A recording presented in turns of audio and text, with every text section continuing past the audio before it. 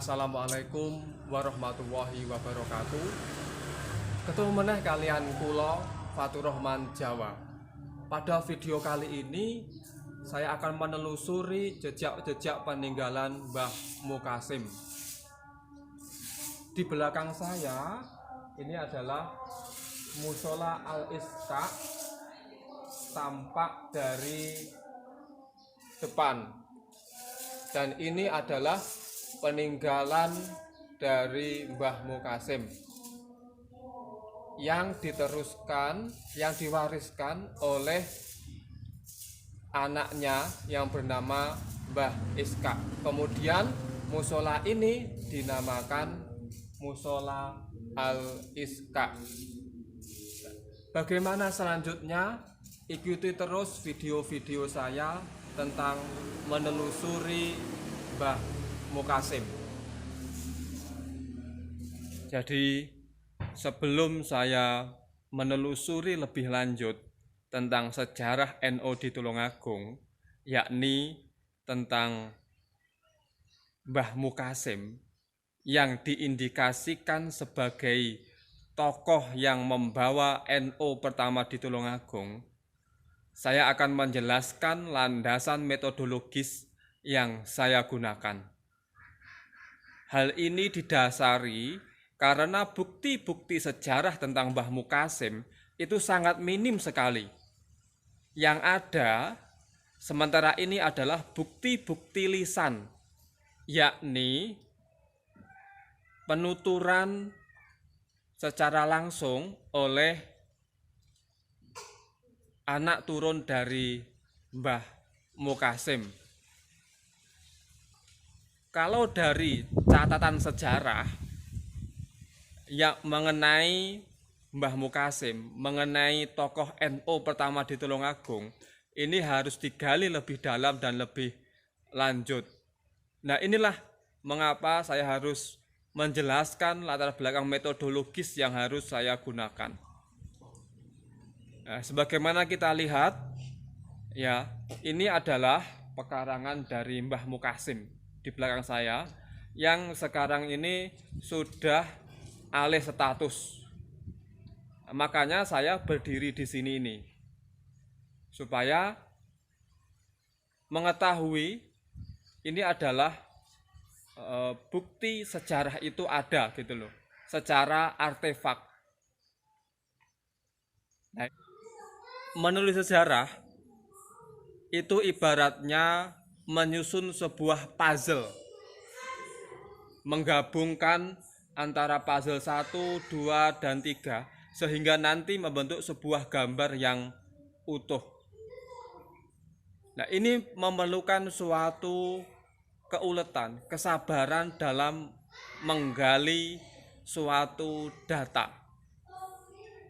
Sebagaimana yang kita ketahui, data-data mengenai Mbah Mukasim, utamanya data yang tertulis, itu minim sekali.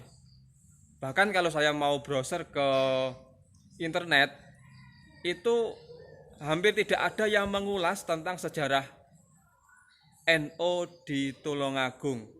Saya hanya menemukan satu, itu sebuah skripsi yang menulis adalah Abdul Basit, itu menulis tentang Mbah Haji Syiroj. Hanya itu saja. Artikel-artikel yang lainnya itu tidak ada. Saya belum menemukan. Dalam menelusuri peninggalan Mbah Mukasim atau sejarah dari Mbah Mukasim, metode yang saya gunakan itu adalah metode sejarah lisan. Patut diketahui, kita harus membedakan antara sejarah lisan dan tradisi lisan. Kalau tradisi lisan itu mengarah kepada cerita rakyat, dongeng, legenda yang kebenarannya itu tidak dapat dibuktikan.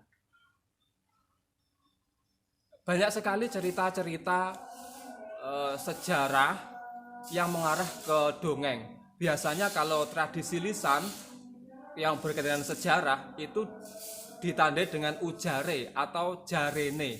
Nah, kalau sudah mengarah kepada jarene, ini patut dipertanyakan kebenarannya, kesahihannya, dan kevalitannya.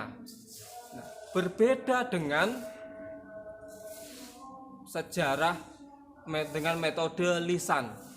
Nah, ketika sejarah menggunakan metode lisan, ini adalah suatu metode ya dengan mencari sumber-sumber sejarah melalui metode wawancara. Siapa yang diwawancarai? Ketika saya membahas tentang Mbah Mukhasim, berarti yang saya cari itu adalah anak turunnya Mbah Mukhasim yang mengetahui latar belakang sejarahnya. Seperti kemarin saya sudah wawancara dengan Gus Mukhosis. Nah, itu adalah orang yang memahami sejarah Mbah Mukhasim. Dan saya juga melakukan banyak diskusi secara intensif mengenai Mbah Mukhasim. Nah, ini adalah metode lisan. Kalau kita merujuk kepada Paul Thompson, yang namanya metode lisan, itu adalah suatu alternatif yang dapat digunakan oleh sejarawan untuk memperkuat suatu sejarah itu sendiri. Nah, makanya kalau dalam kita membicarakan tentang konteks filsafatnya Hegel itu adalah bapak filsafat sejarah modern ya. Dia mencetuskan suatu pemikiran tentang sejarah spekulatif. Artinya sejarah itu untuk meramalkan masa depan. Dan ini untuk membedakan antara filsafat sejarah secara kritis. Kalau filsafat secara kritis itu menggunakan perangkat metodologi untuk mencari suatu sejarah itu. Tapi berbeda dengan filsafat sejarah spekulatif. Ini tidak menggunakan perangkat metodologis dalam mencari datanya. Ya walaupun menggunakan perangkat metodologis, tapi tidak seketat dengan filsafat spekulatif, filsafat sejarah secara kritis. Nah, karena apa? Yang namanya sejarah itu adalah konstan, kemudian membentuk suatu struktur sejarah itu. Sejarah tidak hanya masa lampau, tapi juga ada korelasinya dengan masa depan. Jadi antara masa lampau, sekarang, dan masa depan itu ada suatu korelasinya.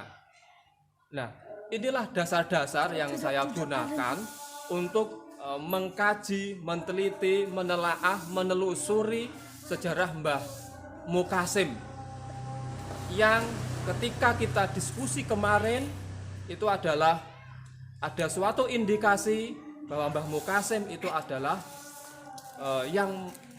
seorang tokoh yang menyebarkan NO di Tulungagung.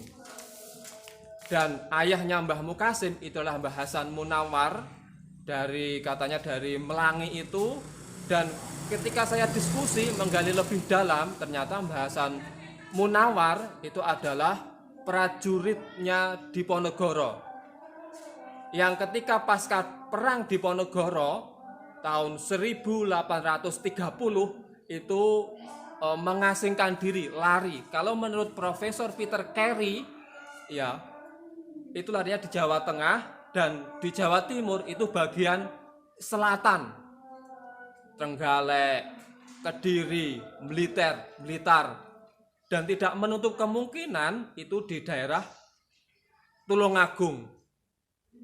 Lebih lanjut, Peter Carey itu mengatakan Jawa Timur pada waktu itu masih hutan belantara, baru mengalami depopulasi itu ketika masanya Untung Suropati pada tahun 1640-an lah, sampai 1670-an. Nah, itu baru. Nah, ini Mbah Hasan Munawar. Ya, kemudian Mbah Hasan Munawar itu Boro datang ke daerah Tulungagung Selatan. Yang diindikasikan itu adalah di daerah Kalidawir, tempatnya di dusun Jigang. Kemudian mempunyai anak yang namanya Mbah Mukasim. Nah, Mbah Mukasim itu mempunyai saudara kandung atau kakak, itu namanya Mbah Kriyokarso. Kalau Mbah Kriyokarso itu lurah pertama desa Pakesaji. Kalau Mbah Mukasim dulu itu nyantri di daerah Lasem, Rembang. Kemudian ketika sudah pulang ke sini oleh ayahnya Mbah Hasan Munawar, itu disuruh untuk babat alas di daerah Jigang bagian kene iki lor ya. Bagian sinilah Jigang bagian lor atau Jigang lor, terus Jigang bagian barat. Nah, tempatnya di sini ini. Ya. Nah, di sini ini adalah pekarangannya Mbah Hasan Munawar yang pada waktu itu Mbah Mukasim disuruh untuk babat alas di sini, kemudian mendirikan musola Al-Ishaq. Tampak di belakang saya. Ini adalah musola Al-Ishaq yang tadi saya jelaskan. Tapi sekarang sudah bergeser. Ini yang terakhir. Ya, bergeser ke sini. Nah, itu pengantar tentang Mbah Hasan Munawar dan Mbah Mukasim sebagai tonggak sejarah NU di Tulungagung. Memang ini harus secara intensif harus digali lebih dalam dan lebih lanjut supaya benar-benar nanti terkuak sejarah dari Mbah Mukasim, Mbah Hasan Munawar dan NU di Tulungagung. Terima kasih, matur nuwun sudah menonton video saya. Ikuti terus channel saya untuk menelusuri sejarah NU di Tulungagung, utamanya tentang Mbah Mukasim. Silahkan like and subscribe and comment. Oke. Assalamualaikum warahmatullahi wabarakatuh.